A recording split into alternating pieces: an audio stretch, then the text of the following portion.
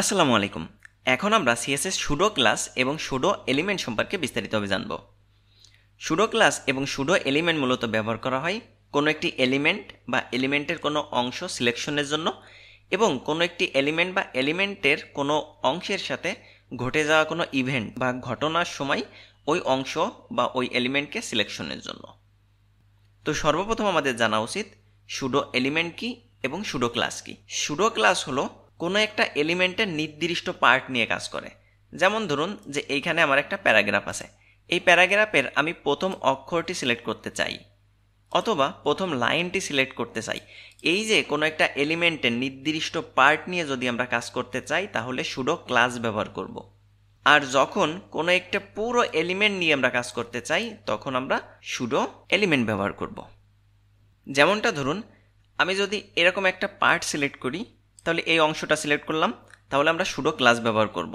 যে এই অংশটা সিলেক্ট করলে এই অংশ দেখা যাচ্ছে কালার চেঞ্জ হয়ে যাবে অথবা ব্যাকগ্রাউন্ড কালার চেঞ্জ হয়ে যাবে, তাহলে আমরা সুডো ক্লাস ব্যবহার করব। আর যদি আমরা চাই এই অংশের পরে মাউস পয়েন্ট নিলে পুরো অংশটার কালার চেঞ্জ হয়ে যাবে, তাহলে আমরা সুডো এলিমেন্ট ব্যবহার করব। তো চলুন কোডিংয়ের মাধ্যমে সর্বপ্রথম সুডো ক্লাস সম্পর্কে জেনে আসা যাক। তো এখানে দুইটা প্যারাগ্রাফ নেওয়া আছে, একটা হলো P1 ক্লাস দেওয়া আর একটা হলো P2 ক্লাস দেওয়া। style.css এ এসে আমি সর্বপ্রথম P1কে সিলেক্ট করে নিলাম।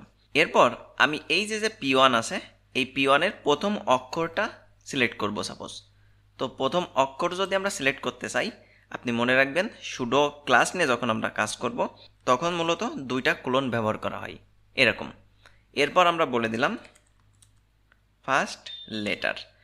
এখন দেখুন এখানে এসে যদি আমরা এরকম কোড লিখি ফন্ট সাইজ 40 পিক্সেল, এখন দেখুন এই যে প্রথম অক্ষরটার ফন্ট সাইজ কিন্তু 40 পিক্সেল হয়ে গেছে। সেই সাথে সাপোজ আমি কালার বলে দিলাম রেড কালার, দেখুন এই প্রথম অক্ষরটা 40 পিক্সেল এবং রেড কালার হয়ে গেছে। এটা হলো একটি সুডো ক্লাস। যেমন আমরা যদি চাই যে পুরো লাইনটাকে সিলেক্ট করব, সেটাও কিন্তু আমরা করতে পারি। সেটা করতে গেলে কি করব, এইখানে বলে দিতে হবে ফার্স্ট লাইন, ব্যাস এই যে প্রথম লাইনটা সিলেক্ট হয়ে গেল।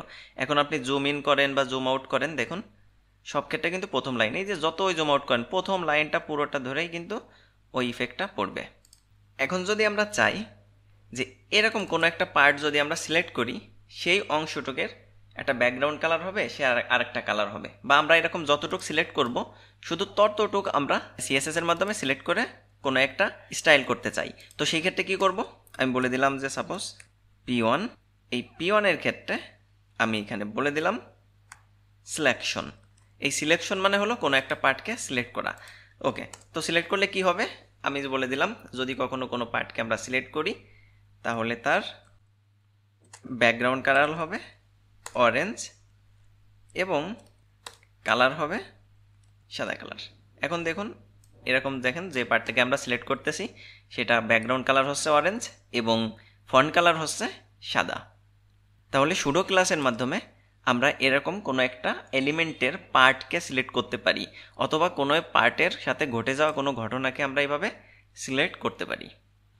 এছাড়াও চলুন একটা ইনপুট অ্যাড করা যাক এবং ইনপুটের আমরা কোনো একটা পার্টকে পরিবর্তন করি।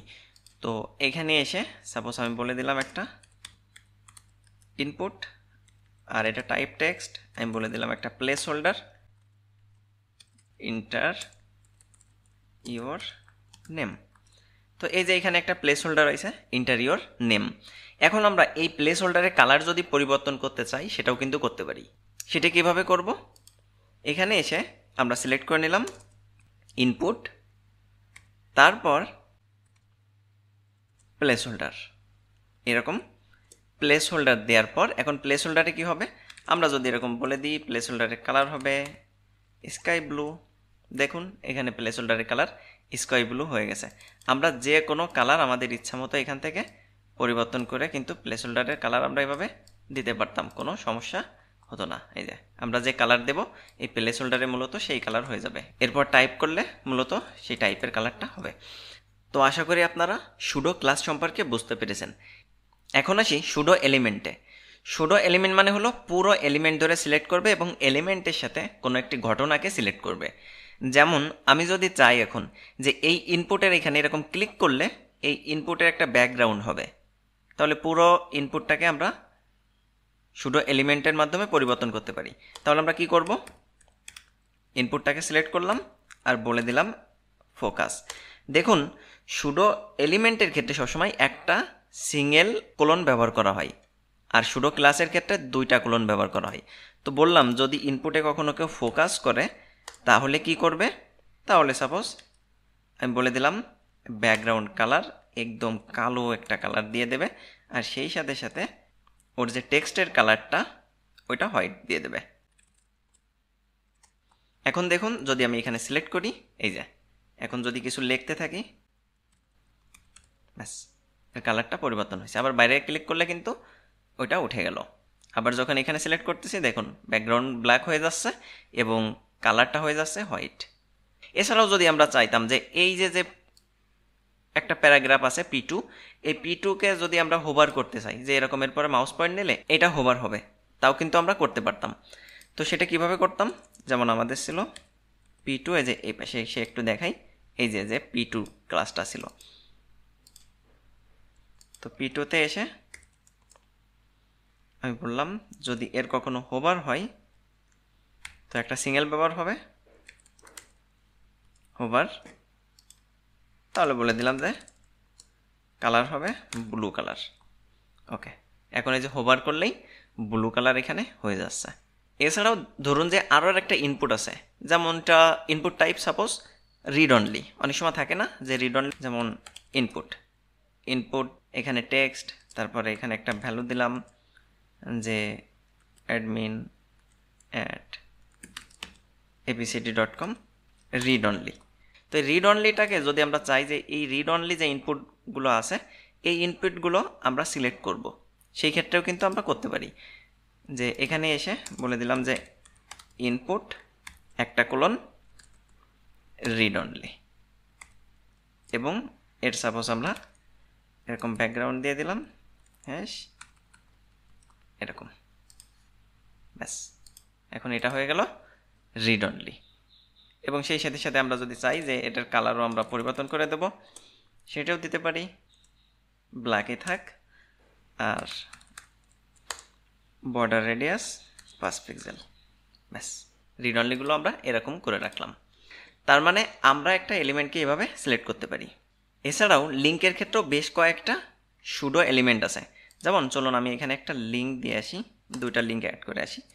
অ্যাঙ্কর সাপোজ একটা লিঙ্ক দিলাম 1 2 3, আর এটা বলে দিলাম যে হোম, তারপর এটাকে ডুপ্লিকেট করে নিলাম, অ্যাবাউট, কন্ট্যাক্ট, এরকম তিনটা আমি লিঙ্ক করে নিলাম এবং এটাকে বলে দিলাম যে অ্যাবাউট, জাস্ট লিঙ্কের ভ্যালুগুলো আমি আলাদা আলাদা করে নিলাম। এখন ধরুন যে এর হোভার তো আমরা দিতেই পারতেছি, এবং সেই সাথে সাথে আমরা কিন্তু এর অ্যাক্টিভ এবং ভিজিটেডও করে নিতে পারি। যেমন আমি এখানে বললাম যে এর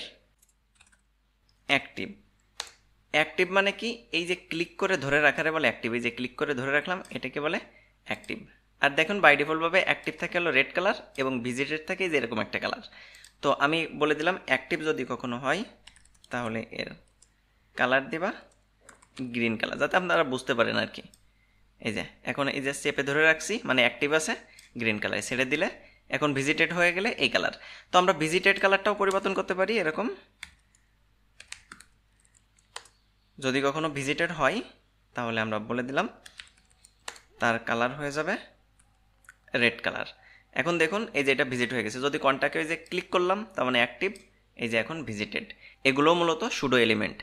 তো আপনাদের আমি বলবো এই সুডো এলিমেন্ট এবং সুডো ক্লাসকে আলাদা না করে যখন যেটা প্রয়োজন পড়বে তখন সেটি ব্যবহার করার। আর কোনটা সুডো ক্লাস কোনটা সুডো এলিমেন্ট এত কিছু আপনার মুখস্থ করার কোনো কিছু নেই। আপনি যদি ভিএস কোড ব্যবহার করেন তাহলে আপনাকে একটা কোলন দেওয়ার সাথে সাথে অটোমেটিক্যালি এটা সাজেস্ট করবে।